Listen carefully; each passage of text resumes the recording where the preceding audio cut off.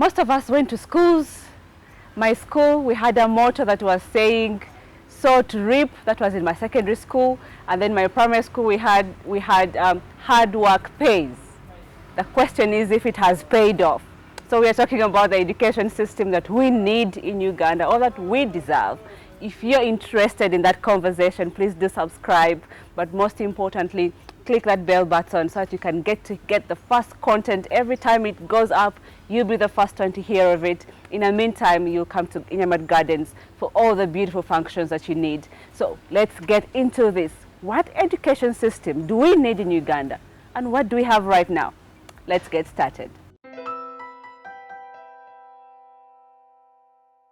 Welcome back, Michael. Thank you. It's always lovely to have you. It's good for you. Come back here. Thank you. It feels good. Thank you so much. And I know that you have been doing the human rights activation. I mean, you're activating and you're creating awareness. Yeah. And education falls into the rights of an individual. Pushing a lot in the education sector. Yes, as well. I think I saw you about the school fees. And on all other things, you know, telling girls who are pregnant to go back while the boys are studying and all those things. Yeah. And you created a lot of conversation and impact, I must say. Well done. Thank you. Well done, well done. If you want to know more about Michael, he's a partner at Aboneka, Thomas and Mike Advocates, yes. You can get to know so much about him, but also he's an advocate. So use him as and when you need him, especially in the legal matters. You had it from here first. Okay, Michael, the education system in Uganda, what do we have? It feels like it's everything in one saucepan. How do we stand out to be a part of the evolving world? Thank you. And that's where we should all put our energies, that we should design systems that are able to create solutions. Yeah. And I'm already starting these conversations with my 10-year, my 10-month-old, like, of what solution do you want to create? Yeah. Because once we start there, that what solutions you want to create, then people are able to take the kind of education they're supposed to do. True. If for you feel like you want to create furniture that is metallic, away from, you know, so that you save the trees and save the environment, then we know exactly where to take you. Yeah. So I think that's where we need to, because you see, we have a system which is designed that you're going to study for 7 years, do PLE, celebrate, I have 4 in 4. Yes. Then you go and study Canadian Prairies and Vasco da Gama and all these things for another 6 years. Yeah. That is S1 to S4, S5 and S6. Then S6, then they say, okay, are you going to do MEG? And then we're wondering whether MEG is science or art. Or art. And then after that, people are like, but now what course am I going to do? It's unfortunate that people take a decision on what course to offer, not even what solution to bring to the world. After senior 6, that's almost the entire 20 years of life. You've gone through 20 years of education, and you're wondering what you're going to do. What am I going to do at university? Vacation. You're like, what am I even going to do? People are people nowadays ask questions. Which trendy course is there? What's the trending course? And Noma Credit has scrapped off a lot of courses. True, I saw a very long list. And up to now, they don't teach things like political education and what have you, because you see, we have to have a combination. Yeah. We need to have civics, because you see, you need to have a combination of both people aware of their surrounding in terms of what's happening, the politics of the day, because everything is shaped by politics of the day. And then let people decide and say, okay, we need to have a system where, I know now there's what we call the curriculum review, and there's the whole review of the entire education system by the Education Commission. But I think that we need to start asking those questions, because people see computers when they're doing UNEB, like they say, they're doing final exams. That's when they see computers, because they were offered the subject. Yeah. But this should be part and parcel of the teaching throughout, because therein you will actually find people are talented in terms of design, in terms of content, in terms of all YouTubing, and people can develop talents from there. Because I think that we need to move away from the mentality of the mainstream. If you've not gone to school, if you don't have a PLE certificate, then you're not schooled. I agree. And is this where the new curriculum is taking us in terms of the vocational skilling? Have a skill on you, because right now we have a lot of unemployment with the young population that we have. And the question is, why are people unemployed when they're actually looking for people to work? Because you go to do an interview and that person is black. They can't even write their own name well. So how do we prepare the new generation to be ready for the evolving world? Because it's moving so fast, it can no longer be the same. I know. So it's difficult. So this is what we need to do. Yeah. Let's give everyone a chance for the basics. Yeah. You know, primary is real basics and what have you.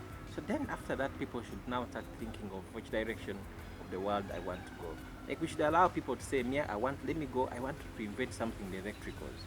It shouldn't always be the blue, the white and black and yellow and white wires. Is there another way to do it? People are going into now, building. They're like, you can't always use mortar. I'm now seeing people are roofing with stones. Yeah. Yeah, people are now roofing with stones. Yeah. They're creating solutions and they're like, no, this is, yes, it's expensive, but it's long lasting, it's what have you. And it doesn't take a lot of material. There's so much around it. And, in the world of theft, people can't just easily cut through and get into the house. All these other things. So you take that and say, let's do research about it. In other words, that could be an entire course of research in the university. Yeah. So we need to also promote the research and what have you. But I think that basics is okay. But you can't be studying basics for all your 20 years of life in school. That needs to change. So that, yes, you get the basics, and then people now are sharpened towards what solution you want. So we need to start asking the question, what solution do you want to create in this world, not what you want to become in future. I think so, and that takes me to the education system review. I don't know if they're doing consultations, because we need to have the general public give their opinions. I went to this school of my little boy who's just 2 years, and they're introducing a curriculum. I think it's a Christian something curriculum, where a child specializes at grade 6. The child, in those grades that he's been getting to grade 6, they get to understand his strengths and weaknesses. And then at that grade, he specializes. I want to be a neurosurgeon. And you're trained in that path. But you've not missed out on the life basics. Yes. And that's actually where it should be. That the problem is that when you privatize education, people are looking at it as business. You know these adverts that we can transform your child who is getting 9999 into 11111. So that becomes now the essence of education is getting a first grade. Not what kind of solution. You do everything possible to make sure your children have first grades, but not because they have learned. Not they have learned. So there is also this thing we say that people go through school, but has school gone through them? You've gone through. We are just schooling. Yeah, we're just schooling. But have you been has school passed through you? You've gone to university, but has university gone through you? Like you go to school, and you wonder whether you went to school. Yeah. So because there's a whole problem of, and also the system is fatigued. Yeah. Same thing, recycling the same thing. So that's why people just cram.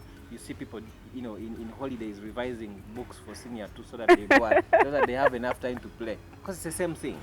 So we need to actually design a system which is, solution oriented, and one that can help to do what we call early identification of talent. There is talent and skill, and there is a calling. All those have to be alert. And you want to do that if you're still having the student ratio of teacher-student ratio of 1 teacher, 500. But how do we solve that? It is still happening, especially now where you find so many pupils going to school, but the teachers are not many. And after COVID-19, it became worse. And actually you have a place where a teacher teaches like 5 classes. And actually they are teaching the same room. So this side is P5, the other one is P1. So for P1 you first wait until P5 is done. Then, those are challenges. That would give me a solution for government. Prioritization of education system. When we're doing budgeting, what are we focusing on? You look at the budget, they allocate to the health sector, to the education sector. What are the basics of life? You need health. You need to be educated. How do we then get to that level where a government says, this is what we need to have here in Uganda? We've been running a campaign called Reclaim Public Services. Yeah. Health and education, government should reclaim it. Mm-hmm. It shouldn't be business.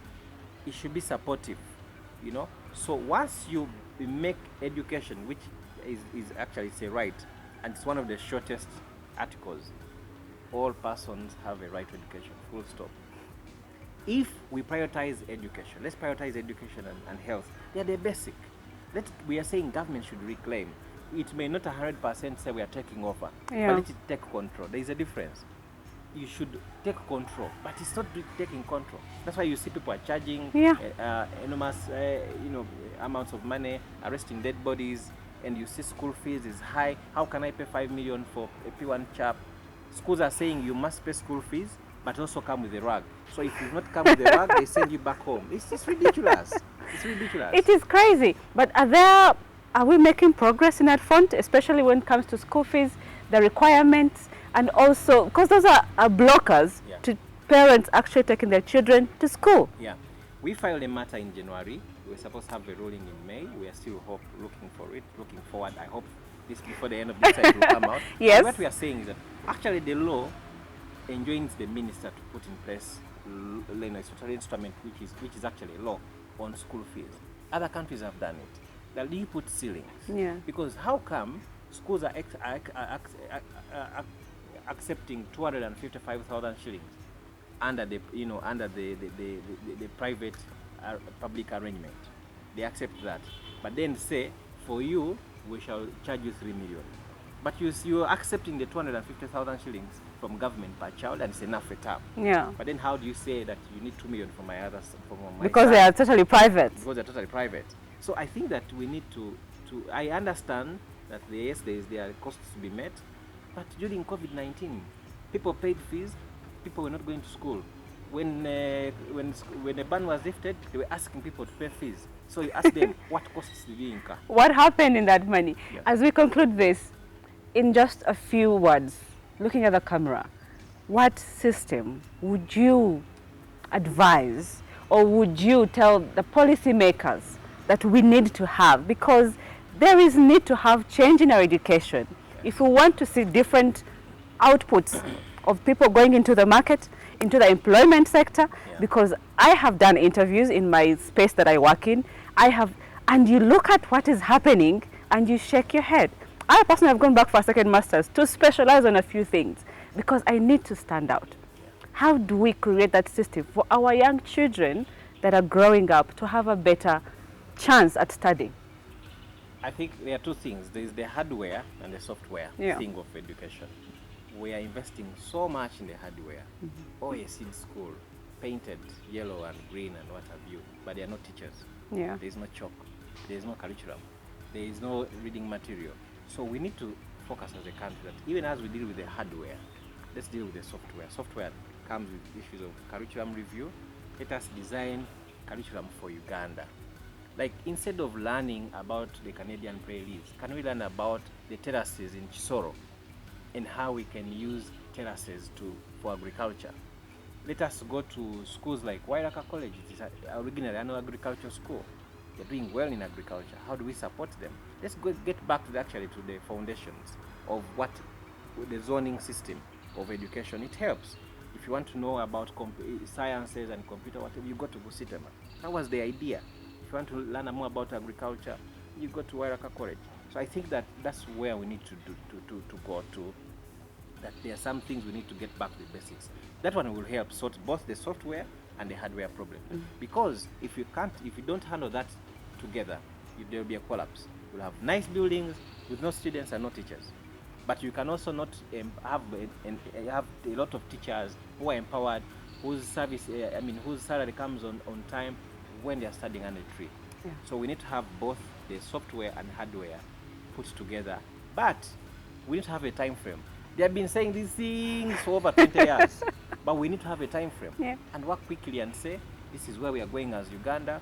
And let me tell you, countries like Zambia here, there's free education until 12th grade. 12th grade is almost senior 1 or senior 2. Yeah. So after that, you choose. You say, okay, now from here I'm going to do ABCD. Because there is also an issue of affordability, accessibility, and the quality. True. So once that is sorted, then we'll have a population that actually you can interview, and you even think that they even underqualify that person. He's too qualified for whatever they are saying. True. Yeah. I agree, and I do believe that with a proper education system, we'll be having issues of unemployment managed, because right now there are opportunities, but there's no one to do them. And we keep saying unemployment is on the rise. It's important for our policymakers to come good on their promises and to get to work. If we are going to change this country, if we are going to make a difference in our lives as well, we must be not just educated, learned with everything inclusive, from the hardware to the software, but also manners. Parents, do not forget that you also have a role to play in this education system. Be a part of it, be engaged, and let's develop Uganda to the higher level. If you've been watching, thank you so much. We do believe that you've learned something. Share with a friend. Leave a comment. Let us know what you think. And if you need more information, Michael here is very vast in this education thing. He'll be able to guide you. Also, join the campaigns, join the activism, and let's get our education system built to where we need it to, where we need to see it. Here at Candid Talk, we are very honest about these conversations, so it is you take it or you leave it. But meantime, come to Inyamad Gardens. We'll see you next time in our next episode. Thank you for watching. Bye-bye.